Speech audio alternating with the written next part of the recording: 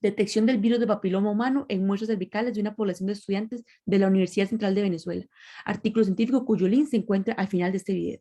Es un tema de interés porque implica un riesgo frecuente para la población femenina y además es un virus con una alta prevalencia a nivel mundial, en donde se han visto factores socioeconómicos asociados como la incapacidad para adquirir una vacuna o métodos de diagnóstico que no están disponibles para toda la población. Para entrar en contexto, el virus de papiloma humano es una enfermedad de transmisión sexual muy común a nivel mundial, que es un tema tabú tanto para hombres como para mujeres. Se ha visto además que existe una relación con el cáncer de cuello uterino y que hay más de 100 tipos del virus de papiloma humano, dentro de los cuales tenemos los que se asocian al riesgo alto, que son aquellos que pueden generar neoplasias intraepiteliales cervicales invasivas, y los de bajo riesgo, que generan cambios benignos como lo son las verrugas. El objetivo del artículo fue detectar y tipificar virus de papiloma humano en estudiantes universitarios de una universidad en Venezuela y establecer una relación con lesiones halladas en el examen clínico y citohistológico. En el estudio viral se usaron pruebas moleculares como la técnica de PCR y la hibridación molecular. En la estrategia metodológica se estudiaron 102 pacientes que acudieron a la consulta clínica de la universidad, en donde aquellas que observaban cambios sugestivos al virus de papiloma humano se les tomaba una biopsia a través de un hisopado de Dracón. Esto realizado en un periodo de un año entre 1997 y 1998. El estudio anatomopatológico y viral incluía citologías y biopsias que eran teñidas con hematoxilina y eosina, la extracción del ADN, PCR o reacción en cadena de la polimerasa y una hibridación molecular, en donde se utilizaron sondas para la detección de los grupos virales de alto riesgo y de bajo riesgo. En el análisis estadístico se hizo un análisis descriptivo para cada variante, se establecieron porcentajes y frecuencias utilizando variables cualitativas y un nivel de medición nominal y ordinal. Y como método estadístico se utilizó la prueba de chi cuadrado.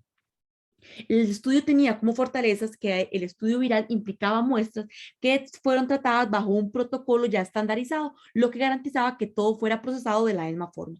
Además, es un estudio descriptivo, sencillo de aplicar, fácil de obtener información y fácil de analizar.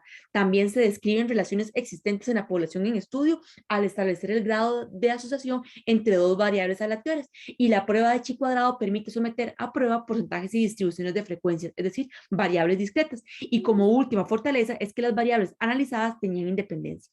Entre las debilidades del estudio tenemos: la muestra no es representativa de la población femenina, ni del país, ni de la universidad, ya que se basó en mujeres únicamente universitarias de esa universidad en específico, haciendo exclusión por nivel educativo y situación socioeconómica.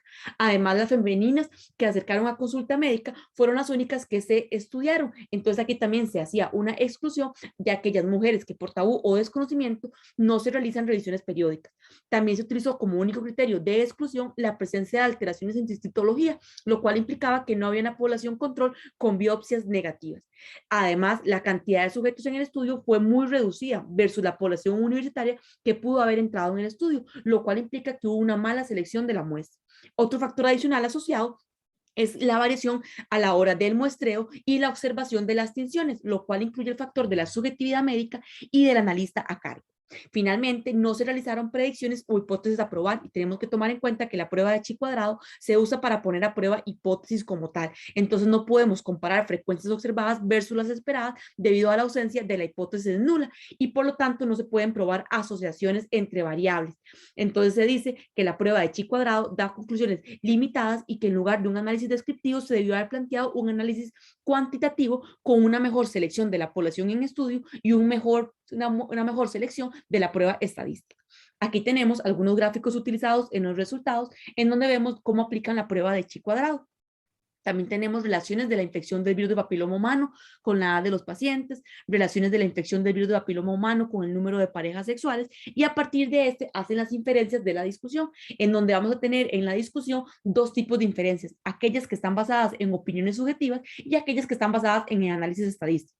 Las que están basadas en observaciones o en inferencias subjetivas nos dicen cosas como, por ejemplo, que la alta prevalencia en la población femenina estudiantil universitaria sexualmente activa era muy alta, lo cual está mal hecho debido a que no hay ninguna prueba estadística que nos revele que hay significancia clínica y además la población en estudio que estamos extrapolando es únicamente de 100 pacientes versus a todas las femeninas que deben haber en el campus universitario. Otra cosa que anotan es que no hay una proporción definida entre el hallazgo de lesiones más atípicas con el mayor número de parejas. Sin embargo, el único caso de una neoplasia fue en una paciente que refería haber tenido 3 parejas. Este tipo de inferencias o de anotaciones en la discusión lo que hace generar caos y más tabú y miedo entre las femeninas universitarias.